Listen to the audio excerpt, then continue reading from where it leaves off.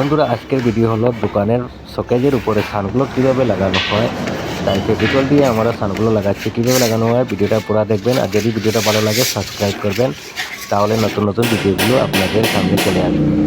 ভিডিওটি দেখা যাক।